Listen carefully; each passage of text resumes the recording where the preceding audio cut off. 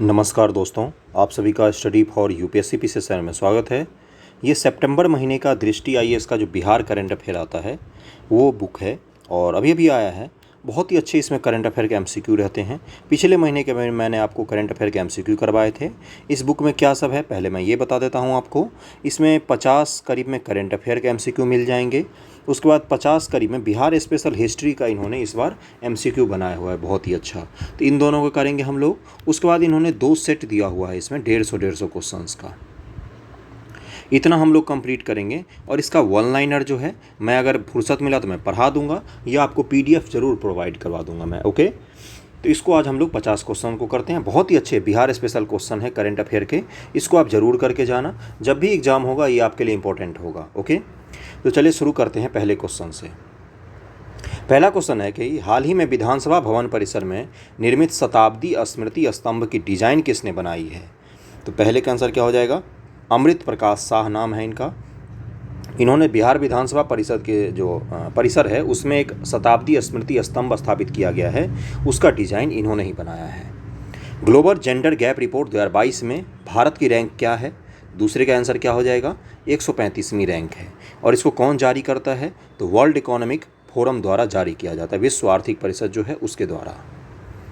अगला है cost of living crisis in developing countries. Cost of living crisis in developing countries report किसके द्वारा प्रकाशित की गई है? तो तीसरे का आंसर क्या हो जाएगा? यूएनडीपी के द्वारा, यूनाइटेड नेशन डेवलपमेंट प्रोग्राम जो है इसके द्वारा प्रकाशित किया गया है। और मैं आप लोगों को एक चीज़ बता दूं, इकोनॉमिक्स का जो लेक्चर चल रहा है उसको आप लोग ज़रूर अटैम्प्ट करें। आप ही लोगों के करने पर मैंने शुरू किया था। बहुत ही बेसिक से बहुत ही अच्छे से हम लोग पढ़ाई कर रहे हैं इकोनॉमिक्स का। आपका एग्ज़ाम जब भी हो इकोनॉमिक्स आपके लिए ज़रूरी होता है।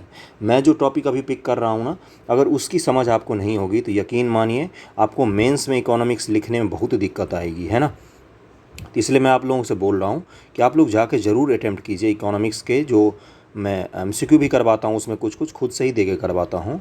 उसके अलावा लेक्चर होता है मूल रूप से। ओके, बड़े मेहनत से मैं बनाता हूँ उसको। आप ही लोगों के लिए कहने पर आप ही लोगों के लिए बनाया है मैंने। ओके, अगला है भारत की सबसे बड़ी तैरती सौर ऊर्जा परियोजना किस राज्य में शुरू हो गई है? मतलब ये परियोजना जो है ये काम करना शुरू कर दिया है इसने। कहाँ पर? तो इसका आंसर हो जाएगा तेलंगाना में। ओके, हाल ही में बिहार के गांव के विकास के लिए 15वें वित्त आयोग की सिफारिश के आधार पर केंद्र ने कितनी राशि दी है? 15वें वित्त आयोग ने सिफारिश की, उसके आधार पर केंद्र सरकार ने राशि दी है बिहार को। कितना दिया है ये पूछा है आपसे। तो 1152.60 करोड़ रुपए बिहार को 15वें वित्त आयोग के कहने पर सेंटर ने दिए हैं पैसे।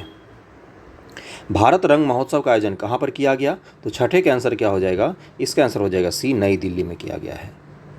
स्वामी रामानुजाचार्य से संबंधित स्टैच्यू ऑफ पीस का अनावरण कहाँ पर किया गया है? 7 का आंसर क्या हो जाएगा? श्रीनगर में किया गया है। यहाँ पर इसका आंसर गलत दिया हुआ। रामानुजाचार्य जो थे ये तो हैदराबाद में किया गया ना, तेलंगाना में। स्टैच्यू ऑफ पीस, यहाँ पर एक करेक्शन है। क्या है करेक्शन? इसका उद्घाटन श्रीनगर में ही किया गया है। मैंने इसको रीचेक किया, मैं कन्फ्यूज हो गया था। स्टैच्यू ऑफ कौन सी है? इक्वालिटी। स्टैच्यू ऑफ इक्वालिटी है रामानुजाचार्य जी की, जो कहाँ पर बनाया गया था? जो बनाया गया है कहाँ पर? वो बनाया गया हैदराबाद में, है ना। और ये जो स्टैच्यू ऑफ पीस है ये श्रीनगर में ही बनाया गया है और अमित शाह जी ने वीडियो कॉन्फ्रेंसिंग के माध्यम से इसका अनावरण किया था। ओके, बस यही है इसका मूल रूप। तो श्रीनगर में ही इसको स्थापित किया गया है, इसको ज़रूर ध्यान में रखना आप लोग। अगला क्वेश्चन है कि स्टार्टअप स्कूल इंडिया पहल की शुरुआत किसके द्वारा की गई है? तो 8 का आंसर क्या हो जाएगा?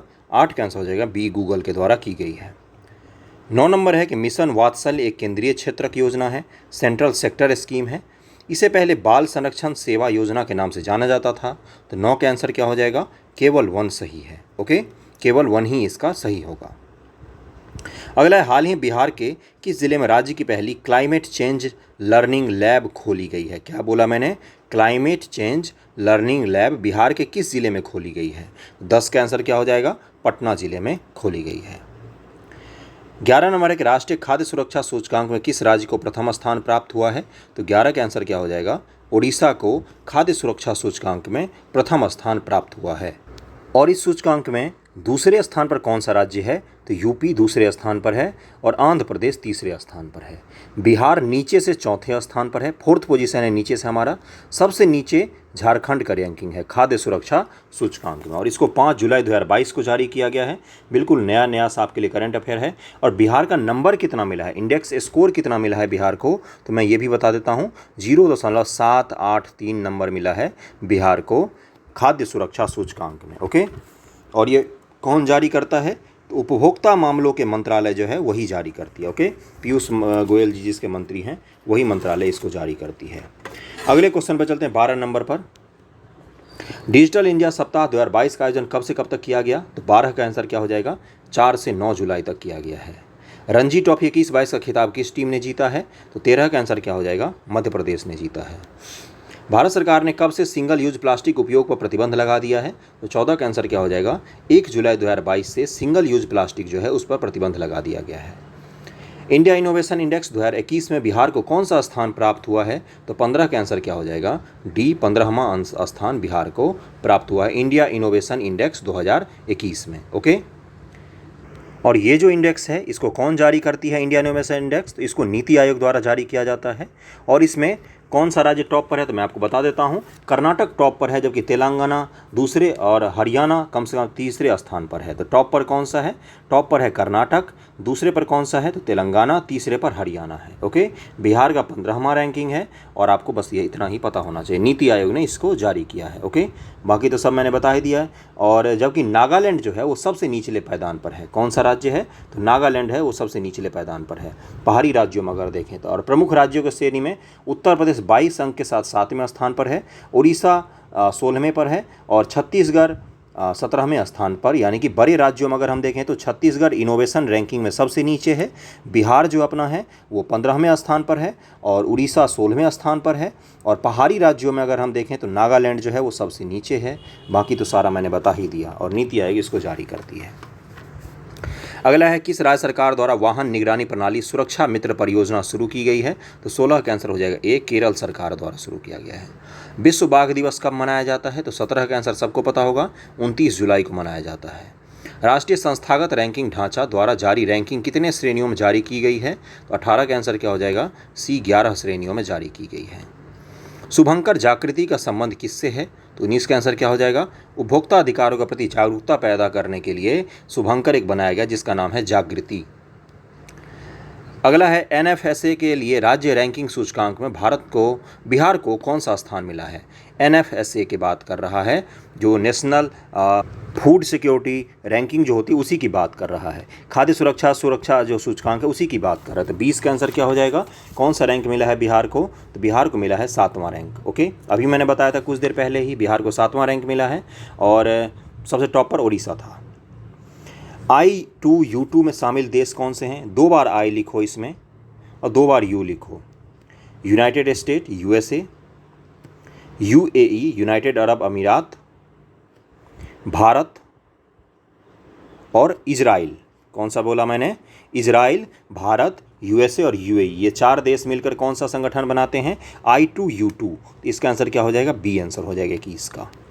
इसको मध्य एशियाई देशों का क्या बोला जाता है? इसको क्वाड बोला जाता है, मध्य एशियाई देशों का। ध्यान रखना, क्वाड एक अलग संस्था है, बोलचाल के तौर पर मध्य एशियाई देशों का क्वाड कहा जाता है। अगला है, 14वें ब्रिक्स शिखर सम्मेलन की मेजबानी किस देश द्वारा की गई? तो 22 का आंसर हो जाएगा चीन के द्वारा की गई। मिस इंडिया वर्ल्ड 2022 का खिताब किसने जीता है? 23 का आंसर क्या हो जाएगा? सिनी शेट्टी ने जीता है। ओके, सिंगापुर ओपन 2022 के खिताब किसने जीता? तो 24 का आंसर क्या हो जाएगा? PV सिंधु जी ने जीता है सिंगापुर ओपन 2022 का। किस चीज़ से, कौन से खेल से संबंधित होता है ये आपको बताना है। बहुत ही आसान क्वेश्चन पूछा है मैंने तो। वैसे दुनिया की सबसे ऊंची सड़क उमलिंगला पर पहुंचने वाली सविता महतो बिहार के किस जिले के निवासी हैं? बहुत ही इंपॉर्टेंट क्वेश्चन। तो ये छपरा जिले के निवासी हैं सविता महतो जी, और दुनिया की सबसे ऊंची सड़क जो है उमलिंगला, यहाँ पर उन्होंने यहाँ पर वो गई हैं। ग्लोबल जेंडर गैप रिपोर्ट किस संस्था के द्वारा जारी की जाती है? तो विश्व आर्थिक फोरम द्वारा, वर्ल्ड इकोनॉमिक फोरम के द्वारा जारी की जाती है। भारत की रैंक 135वां है, अभी मैंने बताया था। 26 का आंसर भी हो जाएगा। हेनले पासपोर्ट सूचकांक 2022 में भारत का स्थान कौन सा है? तो 27 का आंसर हो जाएगा सी, हमारा 87वां रैंक है हमारे पासपोर्ट का पूरे दुनिया में। हाल ही में किसने भारत के 15वें राष्ट्रपति के रूप में शपथ ग्रहण किया है? तो द्रौपदी मुर्मू जी हैं, इन्होंने ही शपथ ग्रहण किया है। ग्लोबल बायोडाइवर्सिटी कनक्लेव 2022 का आयोजन कहाँ पर किया गया है? तो 29 का आंसर हो जाएगा ए, बॉन जर्मनी में किया गया है ग्लोबल बायोडाइवर्सिटी कन्वेंशन 2022 का आयोजन। राष्ट्रीय एमएसएमई पुरस्कार 2022 में बिहार को कौन सा स्थान मिला है, कौन सा पुरस्कार मिला है? तो 30 का आंसर क्या हो जाएगा? एमएसएमई की बात कर रहा है तो बिहार को दूसरा पुरस्कार मिला है इसमें, एमएसएमई पुरस्कार 2022 में। अगले क्वेश्चन पर चलते हैं कि वह कौन सा राज्य है जिसके पास अपनी स्वयं की इंटरनेट सेवा है? एक ऐसा राज्य जहाँ पर गवर्नमेंट ऑन्ड जो है, गवर्नमेंट का जो स्वामित्व है उसमें इंटरनेट सेवा है। बड़ा ही अद्भुत है ये। 31 का आंसर क्या हो जाएगा? ये राज्य है केरल। ओके, और केरल सरकार क्या तय कर रही है, क्या कर रही है? वो अपना OTT सरकारी प्लेटफॉर्म बनाएगी। OTT तो जानते होंगे ना, जैसे हॉटस्टार, नेटफ्लिक्स, अमेजन प्राइम, ये सब क्या है? OTT है। तो इसी तरह का सरकार, केरल सरकार OTT प्लेटफॉर्म बना रही है, समझ रहे हो ना, अपने लिए। फीफा विश्व रैंकिंग में भारतीय फुटबॉल टीम का स्थान कौन सा है? तो 32 का आंसर क्या हो जाएगा? हम 104वें रैंक पर हैं फीफा फुटबॉल रैंकिंग में। वह देश जिसने अंतरिक्ष में ठोस ईंधन वाला रॉकेट जुलजना लॉन्च किया है। ठोस ईंधन, साथ सॉलिड ईंधन है इसमें। तो 33 का आंसर क्या हो जाएगा? डी, ईरान ने लॉन्च किया है। G7 समूह ने गरीब देशों के लिए कितने बिलियन अमेरिकी डॉलर के वैश्विक बुनियादी ढांचे कार्यक्रम की घोषणा की है? तो 34 का आंसर क्या हो जाएगा? 600 बिलियन अमेरिकी डॉलर की घोषणा की। अगले क्वेश्चन पर चलते हैं 35 नंबर पर। कैग की रिपोर्ट के अनुसार बिहार में वित्त वर्ष 2021 में कितना राजकोषीय घाटा दर्ज किया गया है? 2021 की बात कर रहा, कैग की रिपोर्ट की बात कर रहा है बंधुओं। तो 35 का आंसर क्या हो जाएगा? 29,827 करोड़ रुपए का घाटा दर्ज किया गया बिहार में, है ना, राजकोषीय घाटा कैग की रिपोर्ट के अनुसार। कंट्रोलर ऑडिटर जनरल जो होते हैं, एक आर्टिकल 148 के हिसाब से, उनके हिसाब से। ओके, डेयरी और पशुपालन मंत्रालय ने 28 जून 2022 को किस शहर में वन हेल्थ पायलट प्रोजेक्ट को लॉन्च किया है? तो 36 का आंसर क्या हो जाएगा? इसको बेंगलुरु में लॉन्च किया गया है। और पीछे मेरे दोस्त लोग भौंक रहे हैं तो उसके वो ध्यान मत देना ज़्यादा, वो लोग आते ही हैं, जैसे ही मैं पढ़ना शुरू करता हूँ वो आ जाते हैं अपना। झारखंड और आंध्र प्रदेश के बाद यूरेनियम खनन में प्रवेश करने वाला तीसरा राज्य कौन सा है? देखो, झारखंड और आंध्र प्रदेश में तो यूरेनियम का खनन होता ही था, लेकिन एक तीसरा राज्य है जहाँ पर यूरेनियम का खनन शुरू किया गया है, तो ये राज्य है राजस्थान। ऑपरेशन नारकोस किसके द्वारा चलाया जा रहा है? तो 38 का आंसर क्या हो जाएगा? रेलवे सुरक्षा बल द्वारा चलाया जाए नारकोस। और ये किससे संबंधित होगा? तो ड्रग्स से संबंधित होगा, इतना तो पता होगा आप लोगों को। नारकोस वेब सीरीज बड़ी ही फेमस हुई थी। प्राकृतिक खेती सम्मेलन का आयोजन कहाँ पर किया गया? तो 39 का आंसर क्या हो जाएगा? सूरत में इसका सम्मेलन किया गया है, प्राकृतिक खेती सम्मेलन। बिहार के सबसे बड़ी एलिवेटेड कॉरिडोर का निर्माण कहाँ से कहाँ तक किया जाएगा? तो 40 का आंसर क्या हो जाएगा?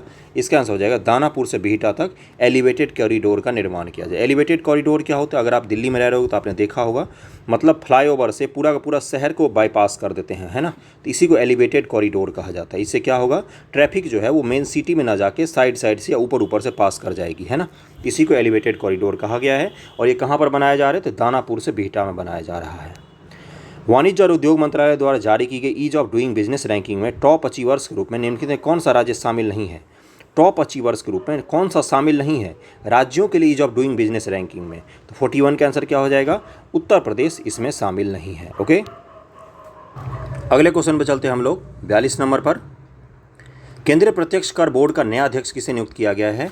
क्या बोल रहा है? सेंट्रल डायरेक्ट टैक्स बोर्ड जो होता है, CDBT, क्या बोलते हैं उसको? सेंट्रल डायरेक्ट टैक्स बोर्ड बोलते हैं ना, तो उसका अध्यक्ष किसको नियुक्त किया गया, ये पूछा है आपसे। तो 42 का आंसर क्या हो जाएगा? 42 का आंसर दिया हुआ ए, नितिन गुप्ता को नियुक्त किया गया है। ए हो जाएगा, प्रत्यक्ष कर बोर्ड का अध्यक्ष नियुक्त किया गया है। एक्सपैट इनसाइडर रैंकिंग 2022 में भारत का स्थान कौन सा है?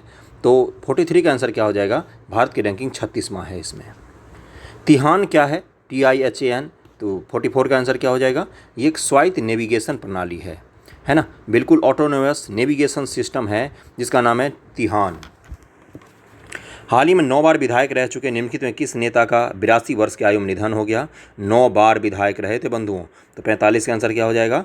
रामई राम थे जो 9 बार विधायक रहे थे और इनका निधन हो गया 82 साल की उम्र में। G20 हेतु भारत का नया शेरपा किसे नियुक्त किया गया है? तो इसका आंसर क्या हो जाएगा? 46 का बी, अमिताभ कांत को। शेरपा क्या होता है? इस पूरे आयोजन को ये आदमी लीड करेगा, अमिताभ कांत। और आपको पता है 2023 में भारत में G20 का आयोजन होगा, उसी के लिए इनको शेरपा बनाया गया है। फील्ड्स मेडल किस क्षेत्र में दिया जाता है? तो 47 का आंसर क्या हो जाएगा? गणित के क्षेत्र में दिया जाता है फील्ड्स मेडल। 48 है कि 10वीं और 12वीं की परीक्षाओं से संबंधित प्रक्रियाओं को एकीकृत करने हेतु कौन सा पोर्टल लॉन्च किया गया है। तो 48 का आंसर क्या हो जाएगा, परीक्षा संगम पोर्टल को लॉन्च किया गया है 10वीं और 12वीं की परीक्षाओं से संबंधित प्रक्रिया का एकीकरण के लिए। देश का पहला स्वदेशी सर्जिकल रोबोट कौन सा है। रोबोट ऐसा जो सर्जरी करेगा, समझ रहे हो ना, कौन सा है। तो 49 का आंसर हो जाएगा SSI मंत्रा नाम है उस रोबोट का। आज का आखिरी क्वेश्चन है कि हाल ही में भारत की पहली आदिवासी राष्ट्रपति बनने वाली द्रौपदी मुर्मू निम्नलिखित में से किस राज्य की पहली महिला राज्यपाल रह चुकी हैं। तो 50 का आंसर हो जाएगा डी, झारखंड की पहली महिला राज्यपाल रह चुकी हैं। और ये रहने कहाँ की वाली हैं द्रौपदी मुर्मू जी, तो ये उड़ीसा की रहने वाली हैं। 50 सबसे बेहतरीन क्वेश्चन थे जो करंट अफेयर के हिसाब से बहुत ही अच्छे क्वेश्चंस हैं। अगर आप इसको भी फॉलो करते हो ना तो मुझे लगता है कि बिहार के आपके करंट अफेयर गलत नहीं होंगे। वीडियो जैसा भी लगा हो ज़रूर बताना मुझे कमेंट करके, ओके। और अगला वीडियो भी जल्दी आएगा। और आप लोगों को 15 अगस्त की ढेर सारी शुभकामनाएं। आज़ादी मनाइए अच्छे से, और आज़ादी को संभालने का काम भी आप ही को लोगों को करना है, okay. Thank you so much.